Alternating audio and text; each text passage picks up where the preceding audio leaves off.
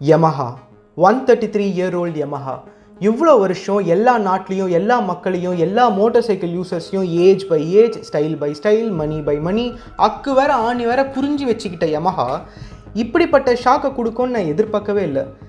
Yamaha XSR 155 தாய்லாண்டில் release ஆனப்போ ஒரு பெரிய hope Yamaha XSR அடுத்து இந்தியாவில் லான்ச் ஆக போகுது. என்னமோ தெரில, இந்த retro looking classic looking bikes மேலே நம்ம ஆளுங்களுக்கு திடீர்னு ஒரு லவ், என்னையும் சேர்த்து தான்.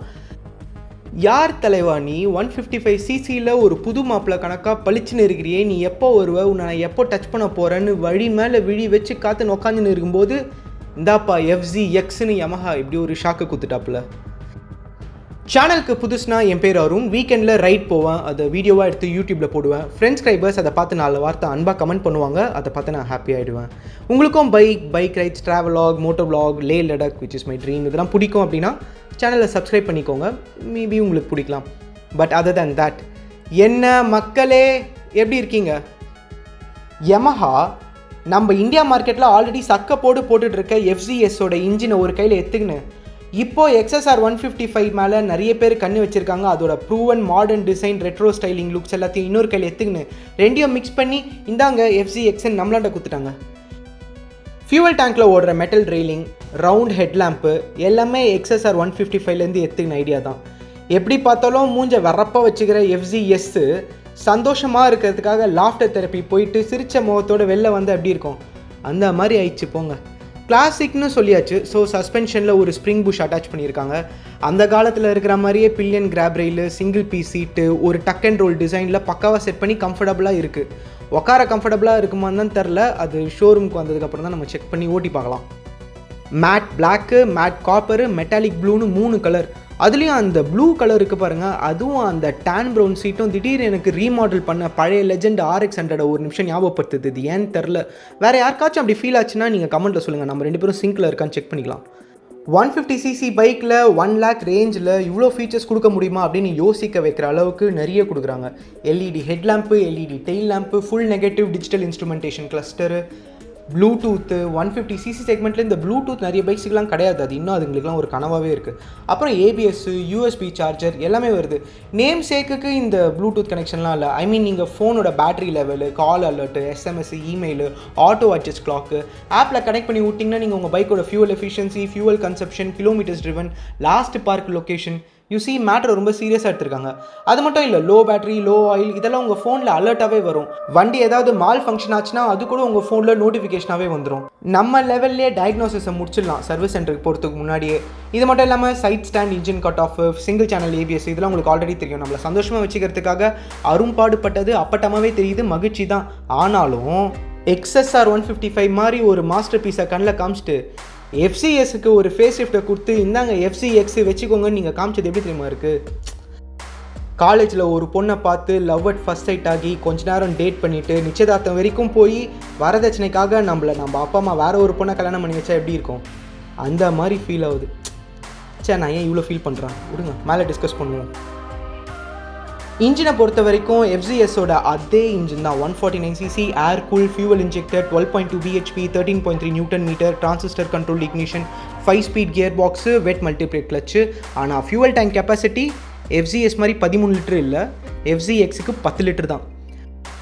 அதே 282mm டிஸ்க்கு முன்னாடி, 220mm டிஸ்க்கு பின்னாடி, டெலிஸ்கோபிக் ஃபோர்க் சஸ்பென்ஷன் முன்னாடி, 7 ஸ்டெப் அட்ஜஸ்டபிள் மோனோக்ராஸ் சஸ்பென்ஷன் பின்னாடி. வண்டியோட ஓவரால் லென்த்து 2020mm, FZSை விட 3 சென்டிமீட்டர் ஜாஸ்தி. வித்து 785mm, 1/2 சென்டிமீட்டர் FZSை விட ஜாஸ்தி.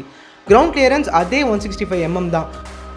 ஆனால் புது சீட்டு போட்டிருக்கிறதுனால 785mm இருந்த FZSோட சீட்டு 810mm ஆயிருக்கு FZXல. ஸோ குள்ளமான ரைடர்லாம் உஷார ஓட்டி பார்த்து வாங்குங்க. எக்ஸ் ஷோரூம் FZSை விட ஒரு 10,000 ரூபாய் ஜாஸ்தி, நியர்லி 1.2 lakhs இந்த வண்டி எக்ஸ் ஷோரூம், எஸ்பெஷலி இந்த ப்ளூடூத் வேரியண்ட்டு.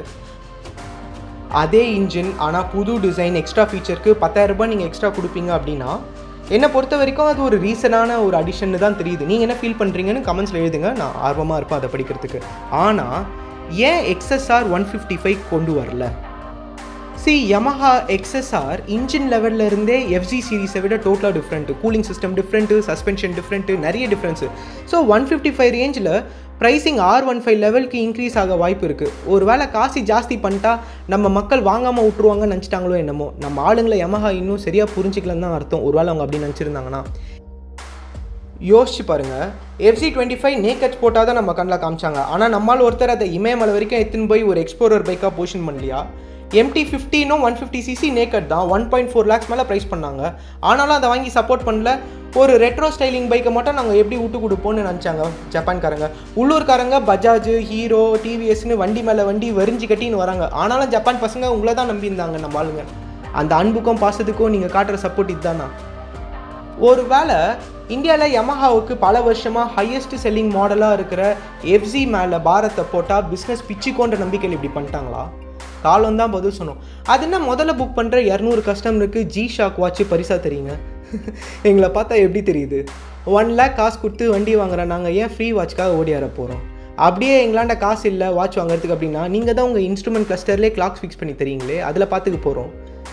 என்னவோ. ஆனால் Yamaha இன்றைக்கி சொல்கிறேன், XSR 155 நீங்கள் எங்களாண்டேருந்து பிரிச்சிருக்கலாம். அட்லீஸ்ட் XSR 250 ஆச்சும் அப்படியே அதே டிசைனில் இறக்குங்க. பணத்தை பற்றி நீங்கள் கவலைப்படாதீங்க, அதை பற்றி நாங்கள் கவலைப்பட்டுக்கிறோம்.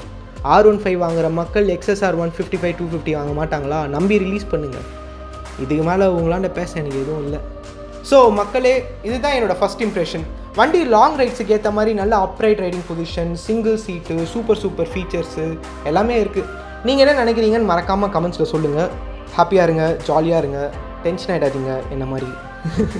சாரி. எதிர்பார்ப்பு என்னும் பெற்றோருக்கு பிறந்தவர்கள் தான் ஏமாற்றம் என்னும் குழந்தைகள். எனிவேஸ், இப்படிக்கு அருண் என்னும் நான்.